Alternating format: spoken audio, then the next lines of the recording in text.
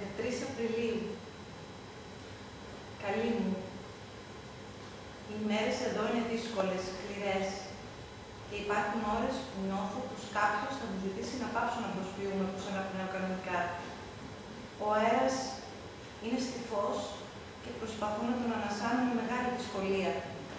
Σκεφτόμουν πως η ανάσα μπαίνει στο σώμα μας ψυχρή και επιστρέφει στο περιβάλλον θερμή, σαν κάτι να μας έχει κλέψει. Είναι μεγάλη η απόσταση που μας χωρίζει. Αρνούμε να τη μετρώ κάθε πρωί. Λέω το πρωί διότι όταν ξυπνώ μόνος δεν μπορώ παρά να αισθανθώ αυτό που μας χωρίζει. Δεν ξέρω αν πρέπει να το υπολογίσω σε μέτρα ή σε ώρες ταξιδιού. Το πιο σωστό είναι με την αντοχή των αναμνήσεων. Η μνήμη μετρά τις αποστάσεις ανάμεσα στους ανθρώπους. Πόσο μακριά είναι κάτι που έχουμε ξεχάσει. Δίπλα μας, αυτό που έχει μαγκώσει στη σκέψη μας. Για εμένα, αυτό που διαγράφει κάθε απόσταση είναι το φιλί που παραμένει ακόμη νοπό στα χείλη μου. Να με συγχωρείς που σου ζήτησα να φύγεις πριν σαλπάρει το πλοίο. Θα ήταν σαν να έφευγα για πάντα αν σε έβλεπα στην αποβάθρα να στέκεσαι και να με βλέπεις να ξεμακραίνω. Στη θάλασσα ο άνθρωπος δεν βαδίζει και όπου δεν υπάρχουν βήματα, ο νους μεγεθύνει τις αποστάσεις και αποθαρρύνει τους ανθρώπους. Το φιλί σου ήταν αρκετό. Δεν διστάσαμε μέσα σε τόσο κόσμο να ανταλλάξουμε ένα τέτοιο φιλί. Εξάλλου αυτοί που φεύγουν, αυτοί που μένουν, δεν βλέπουν πλάι τους. Δεν ξέρω αν με πίστεψες πως θα σου γράφω, δεν ξέρω αν κατάφερα με το φιλί μου να σου πω πως θα επιστρέψω. Προσπάθησα να μην έχει αυτό το φιλί την πικρή γεύση τέλους. Μου έχουν πει πως τη νιώθεις όχι όταν απομακρύνονται τα πρόσωπα, αλλά ακριβώς τη στιγμή που τα χείλη ενώνονται.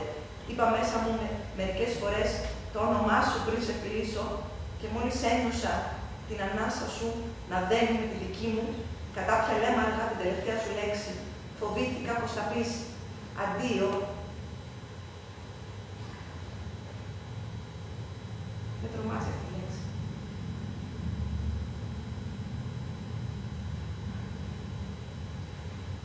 Υπάρχουν τόσες άλλες. Τελικά, είπες ένα απλό και σχεδόν παιδικό. Κρυώνω.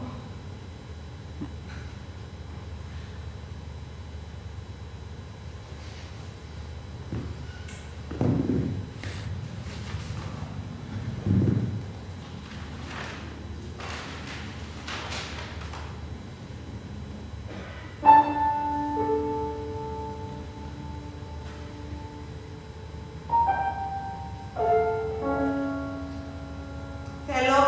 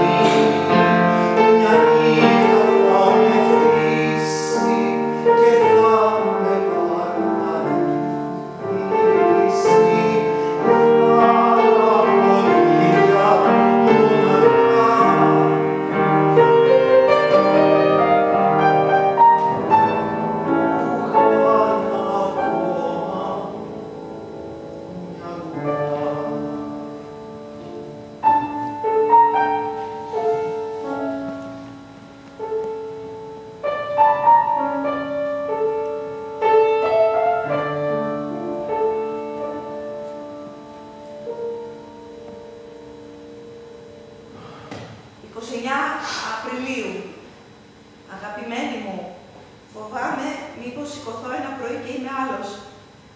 Μόλις ανοίξω τα μάτια μου, τρέχω στον καθρέφτη και κοιτάζω με προσοχή το πρόσωπό μου. Μόλις διαπιστώσω πως είμαι εγώ, λέω και μερικές φορές το όνομά μου και όσο ξυρίζομαι τραγουδάω το τραγούδι που ζητούσες πάντα από εκείνο το μουσικό στο υπόγειο του σταθμού. Προσπαθώ να μιμηθώ την προφορά του και στο τέλος γελάω μόνος μου. Τι όμορφα που θα ήταν να ήσουν εδώ. Να ξυπνάγαμε μαζί, να με άκουγες να τραγουδώ και να μου φώναζες να σταματήσω, γιατί θα ήταν ακόμη πολύ πρωί και ήθελες να κοιμηθείς. Χθες το απόγευμα, βράδυ, εδώ νυχτώνει χωρίς να το καταλάβεις και απότομα, σαν κάποιος να κλείνει τα φώτα. Χθες το βράδυ ήμασταν με κάτι φίλους από τη δουλειά και τους έλεγα το πόσο με βοήθησες να πάρω την απόφαση να φύγω. Θυμάσαι που η πρώτη μου λέξη ήταν μακριά. Αγαπημένη μου, δεν με ρώτησες ούτε καν πού. Σαν να κατάλαβες. Μακριά. Τώρα μόλις κατάλαβα γιατί με άκουγαν με τόσο προσοχή οι φίλοι, γιατί ήταν τόσο ζωντανή η διοίκησή μου.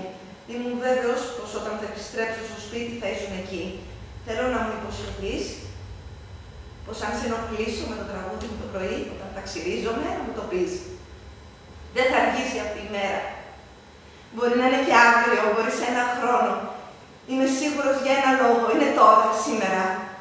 Σε φιλώ σιωπηλά. Ιστερόγραφο. Δεν έχω ζηλέψει κανένα φιλί στον δρόμο. Εδώ τα ζευγάρια φιλούνται ελεύθερα και χωρίς ντροπή. Δεν ζηλεύω διότι το δικό μας διαρκεί ακόμη. Όσο το πλοίο που με έφερε εδώ ενώνει λιμάνι με λιμάνι, έτσι και εγώ λέω χείλη με χείλη. Το εισιτήριό μου το πέταξα. Καπνίζω πολύ και ξοδεύω χρήματα. Μου λείπει η συνήθειά σου όταν διαβάζεις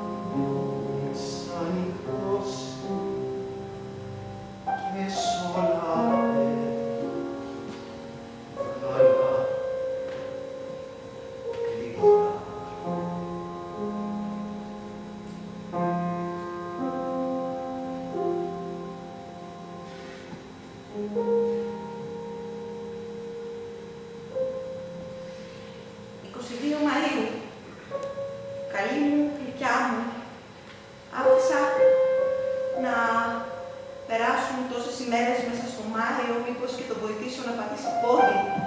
Τίποτε. Η άνοιξη εδώ δεν ήρθε ποτέ. Σήμερα ξημέρωσε καλοκαίρι. Τι όμορφα που μύριζαν οι νεραζιές στα πεζοδρόμια. Εδώ δεν υπάρχουν μυρωδιές.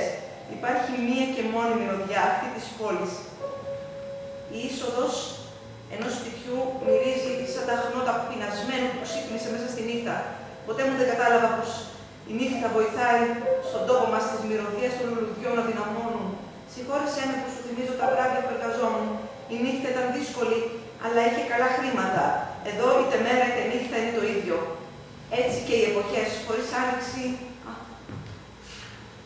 από το χειμώνα στο καλοκαίρι. Σήμερα 22 Μαΐου.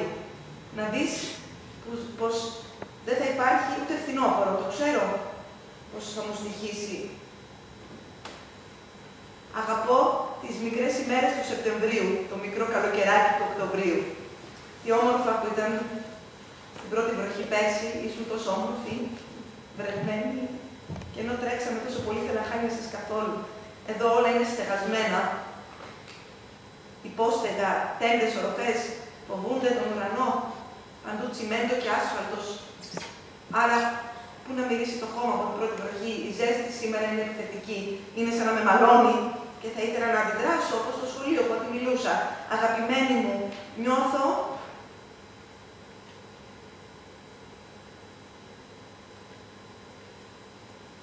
πολύ μόνος.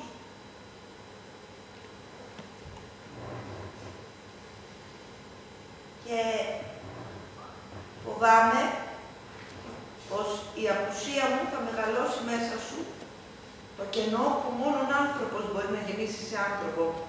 Ίσως να πιστέψεις πως δεν θα ξανάρθω. Μπορεί να το πιστεύεις ήδη. Θυμάμαι και το παιχνίδι με το ποτήρι που άδειαζε και γέμιζε, ενώ κλείναμε τα μάτια και προσπαθούσαμε να με χυθεί έξω. Εσύ είχες πει: βάλτε νερό, είναι αμαρτία το κρασί, να παίζετε με το κρασί. Τι να σκέφτηκες άραγε, το αίμα του Χριστού ή τη μοναξιά που έχει ένα ποτήρι ξεχασμένο από το προηγούμενο βράδυ με μια βουλιά κρασί που θα τυχήσεις πριν το κλείνεις. Νιώθω πολύ μόνος. Μου λείπεις. Σου υπόσχομαι πως θα πίνω πάντα μέχρι τον πάτο. Στον δρόμο που θα μένουμε δεν θα έχει υπόστεγα και κάθε χρόνο στην πρώτη βροχή θα βάζουμε τα καλά μας και θα περπατάμε αργά, κουβεντιάζοντας σοβαρά. Σε φιλώ στο μέτωπο, ιστερόγραφο. Μου αρέσει όταν χτενίζεις τα μαλλιά σου και κλειστά μάτια.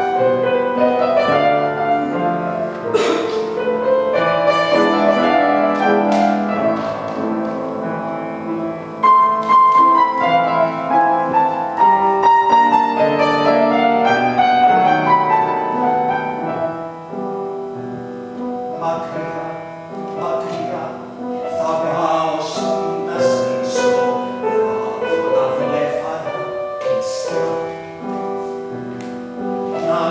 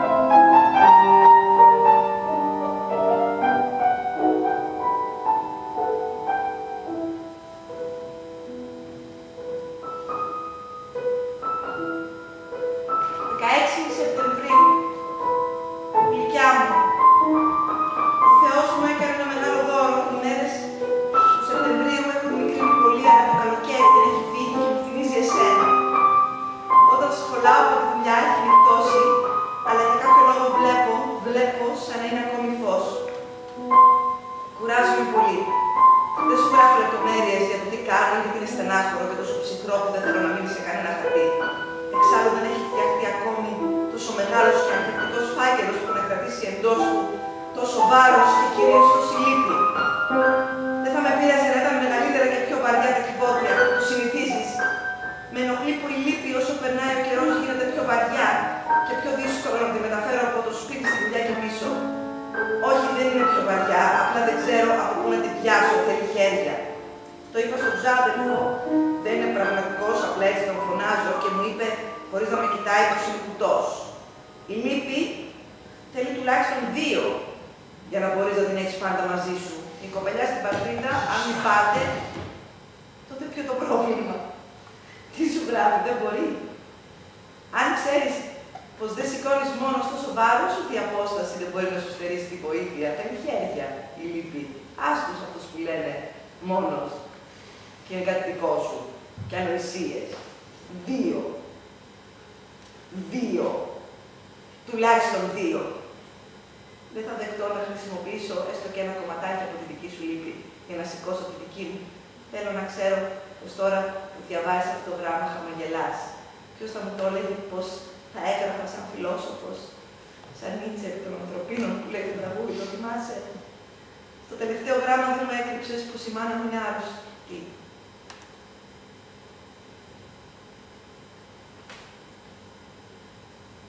Κάπως το είχα νιώσει, γιατί δεν ξαφνιάστηκα. Περισσότερο το διάβασα σαν ενημέρωση για το πώς πάει, παρά σαν ανακοίνωση πως έπεσε στο κρεβάτι βαριά. Σε ευχαριστώ που τη φροντίζεις. Δεν τις έχω γράψει ούτε μία φορά. Πριν με μαλώσεις και θυμώσεις, θα πρέπει να σου πω κάτι που δεν θα ήθελα να το ξέρουν οι άλλοι. Δεν έμαθε ποτέ της να διαβάζει. Κατάφερε να μην το προσέξει κανείς. Κοιτούσε τις ταμπέλες στα μαγαζιά, έβλεπε τις ακουμπισμένες εφημερίδες και μάθει να διατρέχει με τα μάτια της τις σελίδες με το ρυθμό της ανάγνωσης. Ξεπατήκωσε το ρυθμό και ξεγέλασε ακόμα και εμένα. Με το πρώτο μου μισθό στην αποθήκη με τα χαρτικά, την πήγα να φάμε σε ένα εστιατόριο, κρατούσε τον κατάλογο για ώρα και διάβαζε. Έπαιρνα όρκοπος, διάβαζε. Στο τέλος είπε, διάλεξε εσύ, με ξέρεις τι ωρεύομαι. Τι αξιοπρέπεια. Νομίζω πως και το Θεό ξεγέλασε, κρατούσε τη σύνοψη και γύριζε σελίδες βλέποντας τους άλλους. Το έμαθα πως είναι αναλφάβητη στην κηδεία του πατέρα. Αρνήθηκε να πει έστω και αυτό το ψέμα, όσο παλιό και αν ήταν, όταν της είπα να τους γράψει το όνομά του καθαρά για το σταυρό. Σου φιλώ τα χέρια. Ιστερόγραφο. Μου αρέσει που δεν ήθελα να σας στεναχωρήσω. Αλλά ένας πόνος είναι η ζωή.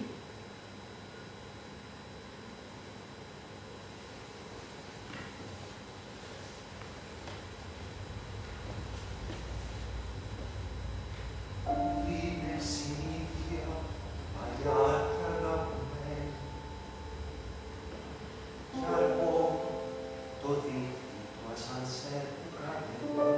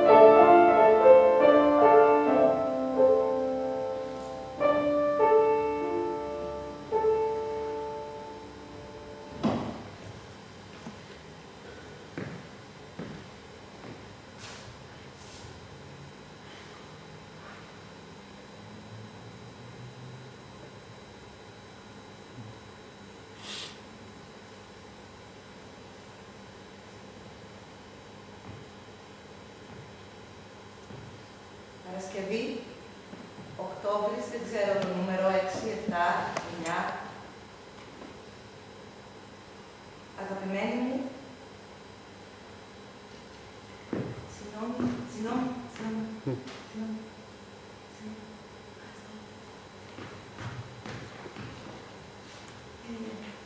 Πριν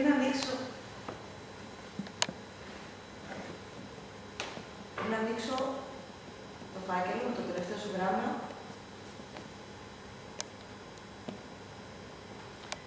ήξερα πως μέσα σου υπήρχε είδηση θανάτου. Το κατάλαβα γιατί έχεις γράψει απ' έξω το όνομα και τη διεύθυνση μου πιο καθαρά από τις άλλες φορές. Ήταν τα γραμματάκια σου ορωστρογγυλά σαν άσκηση καλλιγραφίας. Προσπάθησες να το κάνεις να δείχνει φυσικό και σε πρόδωσε η έννοια για να μην το καταλάβω. Να είναι καλό που έχει απόσταση, έλειπα, λείπω, δεν βλεπόμασταν και τώρα τι. Το ίδιο. Και αυτό σαν ζωή θα είναι. Το γράμμα σου ήταν μεγάλο, μεγαλύτερο από άλλες φορές. Προφανώς μου έγραψες λεπτομέρειες για το πώς και τι. Ακόμα δεν το έχω διαβάσει ολόκληρο από την αράδα της είδησης πως η μάνα μου πέθανε κάτω. Δεν διάβασα τίποτε. Κάποια στιγμή θα το κάνω. Θα μπορούσα να σου γράψω μελοδραματικά. Όταν βρω το κουράγιο θα το διαβάσω, αλλά όχι. Δεν θέλει κουράγιο, όχι, δεν τα πιστεύω αυτά. Η ζωή θέλει κουράγιο, όχι ο θάνατος. Απλά πρέπει να βρω τη στιγμή που θα έχω ανάγκη να βοηθήσω το μυαλό μου να θυμάται. Όταν ήμουν παιδί μου έλεγαν για το πένθος, πως ο Θεός έκανε δώρο στους ανθρώπους τον χρόνο για να το ξεπερνάει. Νόμιζα τότε πως το νόημα ήταν στο ξεχνάνε. Ο χρόνος κυλάει και σιγά σιγά ξεχνάς και απομακρύνεσαι. Τώρα που μεγάλωσα κατάλαβα πως είναι το αντίθετο. Ο χρόνος ως δώρο του Θεού στους ανθρώπους. Για να τα βολέψουμε το πένθος είναι η μνήμη. Είναι η μάχη να μην ξεχάσεις. Η προσπάθεια να μην ξεχάσεις. Σε κρατά από το μπράτσο και να περπατήσεις μετά. Γελάς. Όταν θυμάσαι τα χαΐδια του πεθαμένου, κλαις σαν περάσει η γιορτή του και συνειδητοποιήσεις πως δεν σου πέρασε από το μυαλό. Είμαι βέβαιος πως θα ήταν όλα ήσυχα.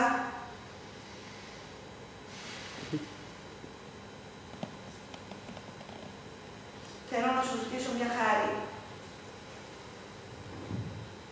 Φρόντισε να μην μετακινήσουν στο σπίτι της τίποτε μέχρι να έρθω. Θέλω να τα βρω όλα σαν έχει πεταχτεί για μια στιγμή έξω και θα την περιμένω. Σε κρατώ από τους ώμους και σε φιλώ στα μάτια.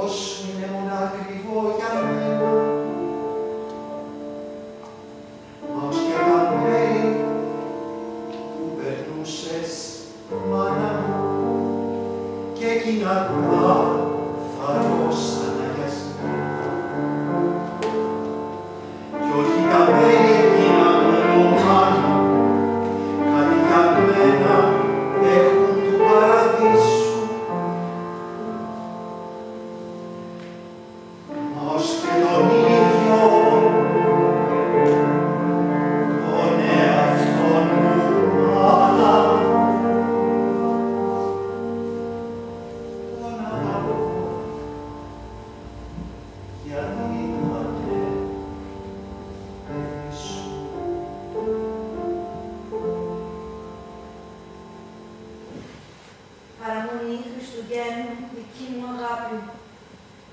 Το σπίτι, όπως έχω γράψει, είναι μικρό και κρύο. Έλεγα πάντα πως μετά από το πατρικό μου, που ήταν έτσι ακριβώς, θα δούλευα για να μείνω κάπου με χώρο και θαλπορή. Κοίταξε πως άθρε η μοίρα που εργάζομαι πιο σκληρά από ποτέ και δεν έχει αλλάξει τίποτε ασύ. Ελπίζω να έλαβες τα χρήματα που σου έστειλα για τα Χριστούγεννα. Ξέρω πως αργούν και γι' αυτό φρόντισα να το κάνω στο τέλος του Νοέμβρη. Δεν είναι πολλά, αλλά σίγουρα θα βρεις τρόπο να κάνεις κάτι για τον εαυτό σου. Δεν θέλω να ξοδέψω αυτά τα λεφτά για κάτι πρακτικό. Θέλω να διαλέξεις κάτι για σένα, κάτι περιττό. Σε κανένα. Σε κανένα. Δεν θα δώσει λογαριασμό και ούτε θα σε ρωτήσει κάποιος που βρήκε τα χρήματα. Όλοι ξέρουν που είμαι και τι κάνω, γιατί το κάνω. Ευτυχώς δεν ξέρω το πώς το κάνω. Ήμουν την ώρα μέσα στην καπνιά και τις μουζούρες. Μου οφείλεις για να χαρώ να πάρεις κάτι λευκό. Κάθε μέρα και στιγμή κρυώνω, να πάρεις κάτι ζεστό. Δεν υπάρχει καμία εβδομάδα που στο τέλος της η κούραση να μου στερεί τις δυνάμεις για να βαδίσω άσκοπα, να βγεις, να περπατήσεις. Έχεις χρέος να κερνάς το χαμόγελό σου στους ανθρώπους. Απόψε το βράδυ έχουμε οργανώσει συνάντηση όλοι οι φίλοι για την ώρα των Χριστουγέννων. Φίλοι, λάθος λέξη, καλύτερα γνωστοί. Οι φίλοι είναι κάτι άλλο. Και εδώ ακόμα δεν το έχω συναντήσει. Θα βρεθούμε το ξημέρωμα στη μέση μιας γέφυρας. Λένε εδώ πως είναι το καλύτερο σημείο, αν στραφείς ανατολικά, να δεις τον ήλιο να βγαίνει. Ξέχασα το σημαντικότερο. Σήμερα ήταν αργία, δεν το ήξερα. Δεν έχω ακόμα εξοικειωθεί με τη γλώσσα και πήγα στη δουλειά. Επιστρέφοντας, μπήκα σε ένα μαγαζί που ακουγόταν μουσική. Στη βιτρίνα είδα χαρτιά με όμορφες εικόνες, πρόσωπα, τοπία, με φοίνικες και παράξενα λουλούδια. Νόμιζα πως είναι ζωγραφιές. Μπήκα μέσα και διάλεξα από τον πάγκο ένα που είχε απ' έξω ένα μεγάλο πλοίο. Σαν και αυτό που με έφερε εδώ, ενώ πίσω του φαινόταν η πόλη που μένω. Σκέφτηκα να στο πάρω. Μόλις το άνοιξα, μόλις το ξεδίπλωσα, τα χάσα. Είχε μέσα του σύμβολα, σαν γράμματα, γραμμές, ζωγραφιές αλόκοτες και σχέδια παράξενα. Με είδε αυτός που έπαιζε πιάνο, στο είπα πως ακουγόταν μουσική, όχι σαν τη δική μας, σταμάτησε, με πλησίασε και πήρε από τα χέρια μου το χαρτί. Το έβαλε στο πιάνο εμπρός του και άρχισε να παίζει με το ένα χέρι. Με το άλλο έσυρε το δάχτυλό του επάνω στα σχήματα και τις γραμμές αναδιάβαζε. Λοιπόν, διάβαζε. Και το έκανε αυτό με το δάχτυλο για να καταλάβω.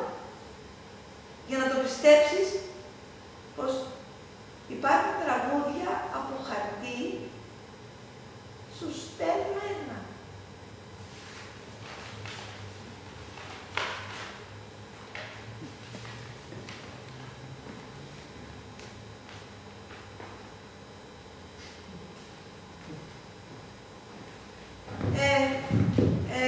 Πιάνο, δεν ξέρω αν θα βρεις. Επίσης δεν ξέρω αν καταλαβαίνουν όλη αυτή τη γλώσσα. Εδώ μπορεί να είναι αλλιώς από αλλού και αλλού αλλιώς. Ας το χαρτί αυτό να σου τραγουδήσει, να μου πεις πώς ήταν. Εγώ το άκουσα. Όταν θα βρεθούμε θα μας ενώσει. Σε φιλώ.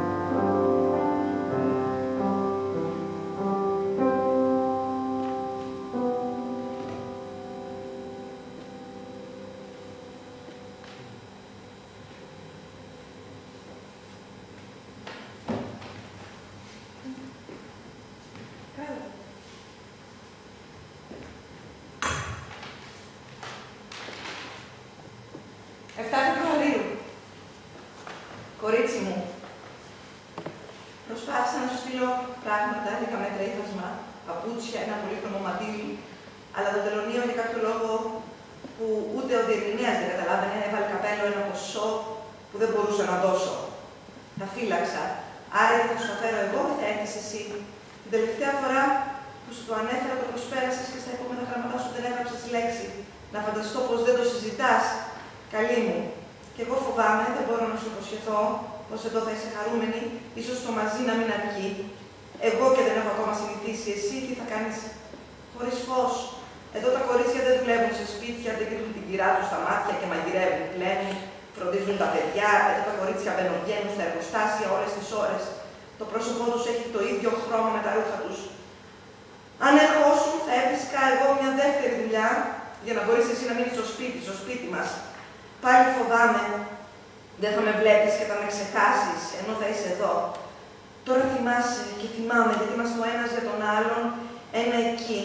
Είναι πιο κοντά το εκεί για την καρδιά από το εδώ για τα ίδια μας τα μάτια. Συγγνώμη, μπορεί με όλα αυτά να σου έδωσα την εντύπωση πως δεν θα επιστρέψω ποτέ. Είναι ψέμα, θα έρθω σύντομα.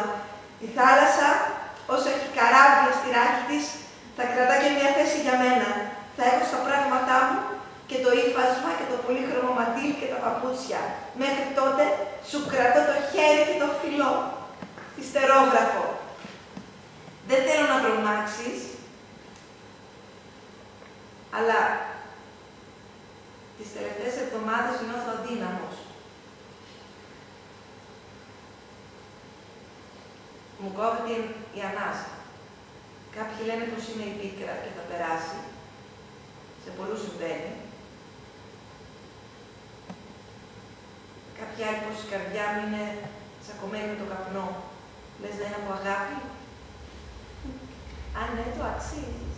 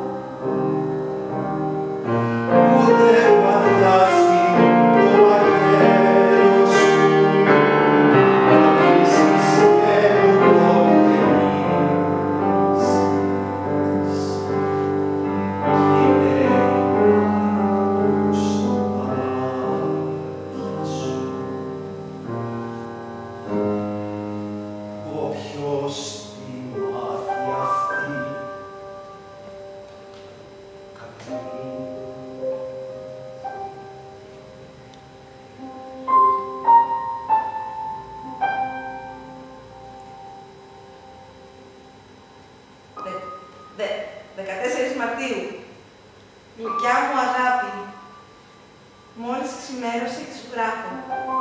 Δεν έχω κοιμηθεί όλο το βράδυ, αλλά το είχα χρυσουζιά να σου γράφω στο σκοτάδι. Είναι λίγες ημέρες τώρα που δεν έχω πάει στη δουλειά. Με φροντίζουν οι φίλοι. Πονάει όλο μου το σώμα και κρατάω την αναπνοή μου για να συγκρατώ το βήχα. Το στήθος μου είναι από μολύβι. Στο κρεβάτι όταν πέφτεις, το μυαλό έχει χρόνο να γυρίζει και δεν σταματάει πουθενά. Κάποιες φορές με κουράζει περισσότερο και από τον πυρετό. Θυμάμαι τα πάντα και με λεπτομέρειες, χαρίς, και αρρώστησα μόνο και μόνο για να ανακατέψω το μυαλό μου και να ξαναβρω θαμμένες εικόνες και χαμένους ανθρώπους. Δυστυχώς υπάρχει και το αντίθετο. Χαμένες εικόνες και θαμμένοι άνθρωποι. Ποια είναι η διαφορά για κάποιον που έχει πεθάνει από έναν άλλον που έφυγε και δεν θα ξαναγυρίσει ποτέ? Αγαπημένοι μου, δεν θέλω να πεθάνω για να μην αφήσω στην καρδιά σου μια τέτοια λύπη. Δεν φοβάμαι για τη δική μου τη ζωή, τη δική σου σκέφτομαι. Εδώ στην περιοχή μένουν όλες οι φυλές του κόσμου. Σε κάθε πρόσωπο βλέπω μια ιστορία, έναν κόσμο ολόκληρο. Πριν αρρωστήσω, κόλλησαν τα μάτια μου στο πρόσωπο ενός ανθρώπου που έδειχνε σαν χαμένος. Είχε σταθεί στην άκρη του δρόμου, σαν να περίμενε για να περάσει απέναντι, αλλά δεν έκανε βήμα. Εδώ οι δρόμοι είναι διαφορετικοί. Είναι μεγάλοι και φοβάσαι. Κάθε τόσο έβγαζε από τις τσέπες του χαρτάκια και τα πετούσε σε ένα κουτί για σκουπίδια. Δεν σου λέω ψέματα, πέταξε το πορτοφόλι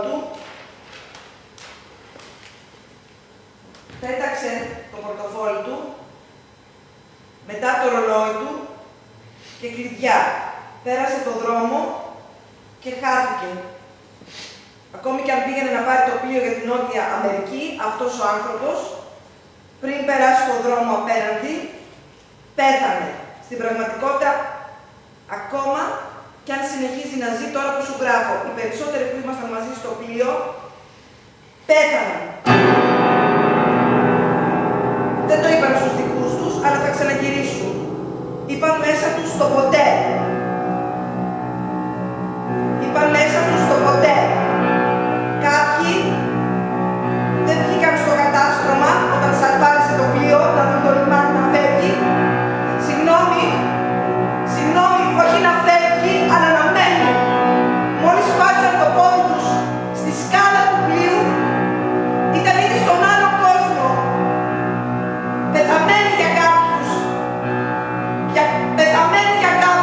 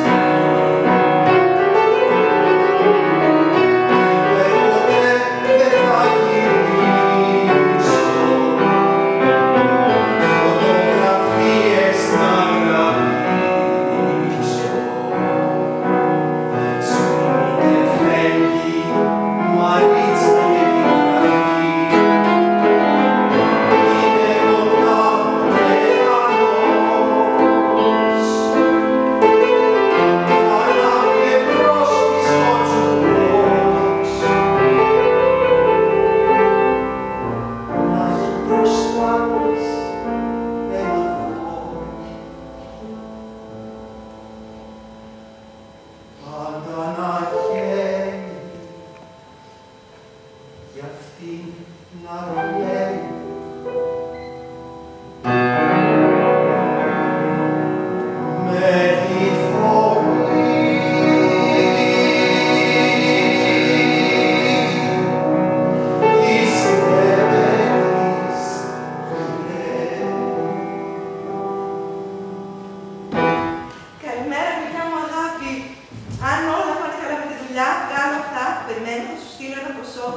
Για να το κάνεις ό,τι θέλεις, σε παρακαλώ μην αγοράσεις κάτι για εμένα, όπως το περασμένο μήνα.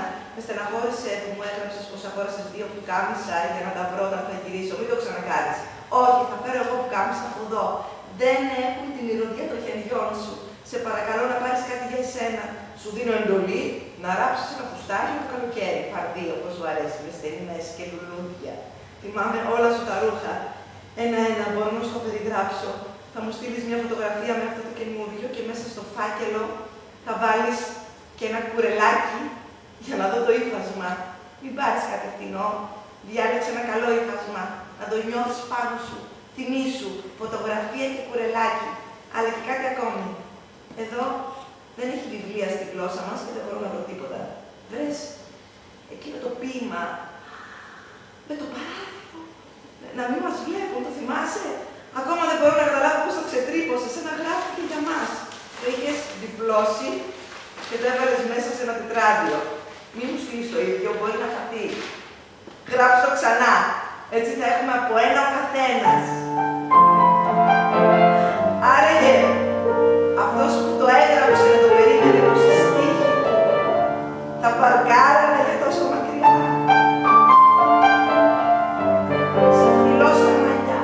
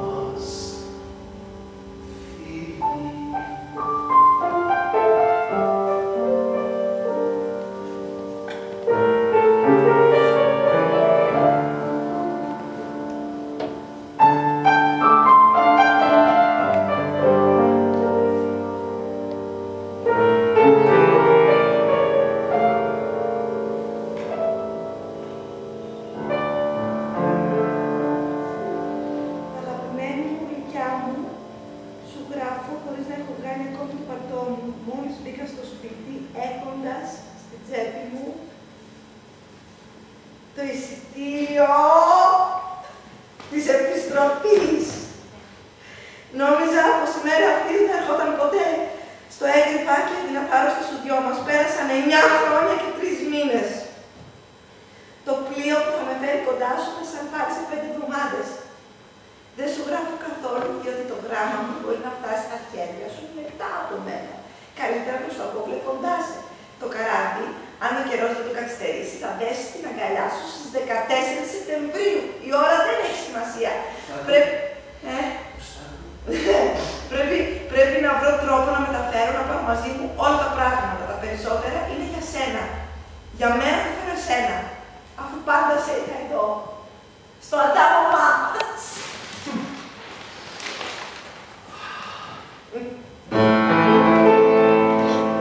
Οι Βερβέδες ήταν κόκκινοι κι ήταν άσπρο το κρεβάτι. Κι ολοθόλωνε κι ολομέλωνε το γλυκό γλυκό σου μάτι.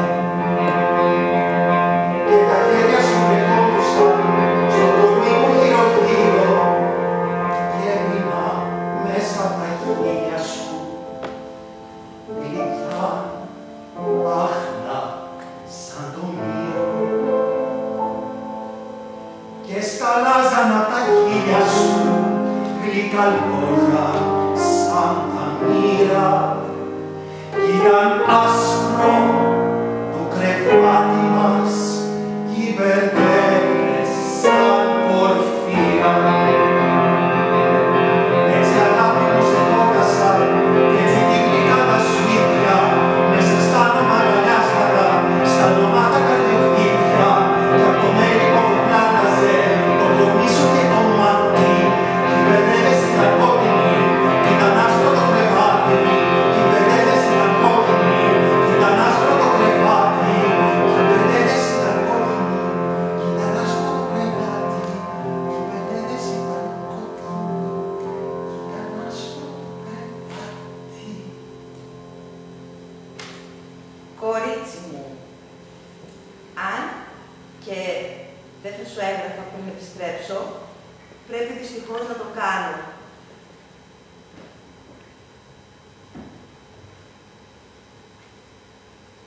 Δεν με αφήνουν οι γιατροί να φύγω.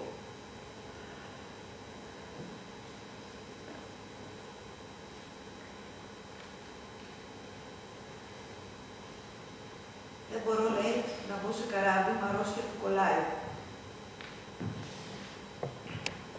Νομίζω πως θα πεθάνω. Φοβάμαι πως δεν είναι αναβολή. Φοβάμαι πως δεν είναι ματέωση. Είναι ένα τίποτε, κάτι με κρατάει εδώ μακριά σου. Κάτι που είναι μέσα μου και με τρώει. Αν ήταν κάτι που το έβλεπα, θα σήκωνα τα χέρια μου και θα το πολεμούσα. Μισώ τους καυγάδες. Δεν έχω σηκώσει χέρι ποτέ, αλλά για εσένα θα μαχαίρωνα κιόλας. Αλλά ποιον, τι. Ο γιατρός λέει κάτι ξένες λέξεις που δεν μπορώ ούτε να τις επαναλάβω. Οι φίλοι δεν μπαίνουν στο σπίτι, μου αφήνουν φαγητό στο κατόφλι. Δεν τους το έχω πει, αλλά παρατηρώ.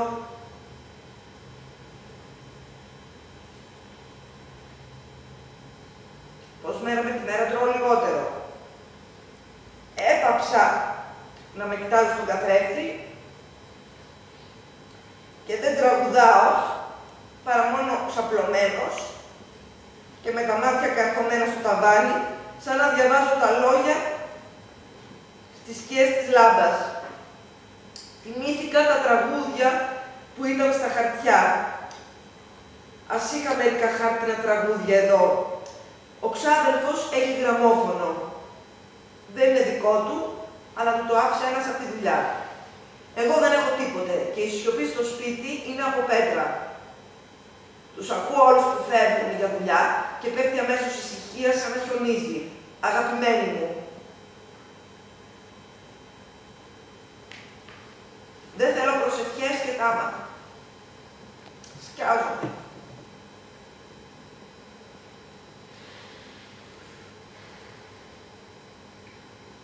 Απλά να με σκέφτεσαι και να φροντίζεις εσύ τον εαυτό σου. Αν σε προσέχεις, με προσέχεις. Σε φιλώ με προσοχή, μη σε κολλήσω.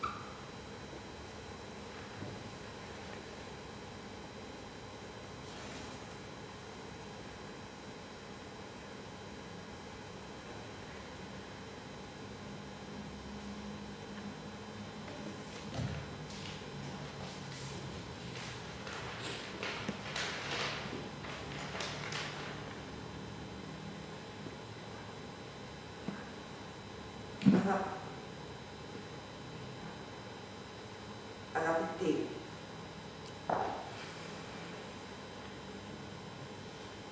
ο καλός μας φίλος δεν μπορεί να σου γράψει πλέον.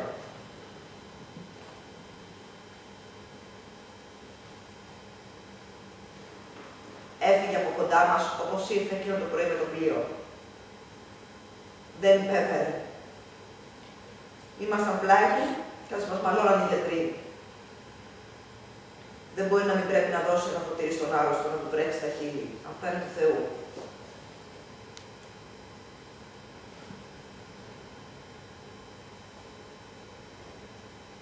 Έσπισε.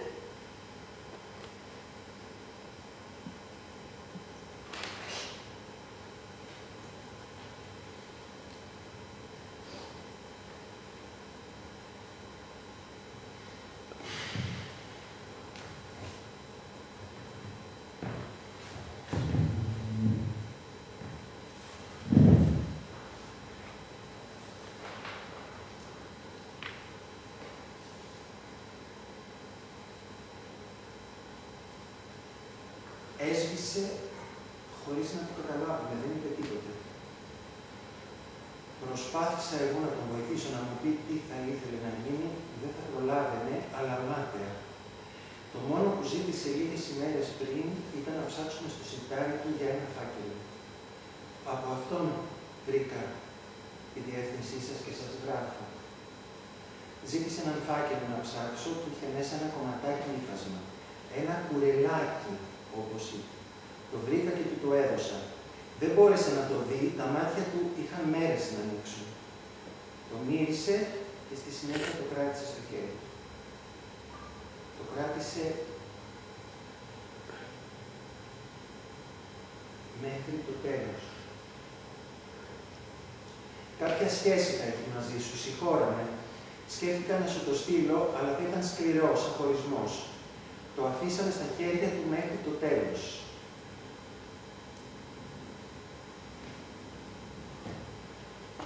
Είναι μαζί του. Το ξέρεις, κοπέλα μου, πως θα ήθελα να σου γράψω άλλα. Όλοι για τα άλλα ζούμε, να μας προλαβαίνουν αυτά. Θα σου δώσω μία συμβουλή. Μην πιστέψεις τίποτα από αυτό το τελευταίο γράμμα. Σκέψου πως απλά το ταξίδι του κρατά κι άλλο. Δουλεύει. Να τώρα μόλις έβαλε το παλτό του και έφυγε. Θα τα πούμε μετά με τον καφέ. Ταξιδεύει και εργάζεται. Αυτό να λες. Αχ, και να πουλάγανε ζωή. Μα ποιος θα έδαινε σε αυτό το μαγαζί, θα διάλεγε? Μάλλον όχι. Κοίταξε τη ζωή σου.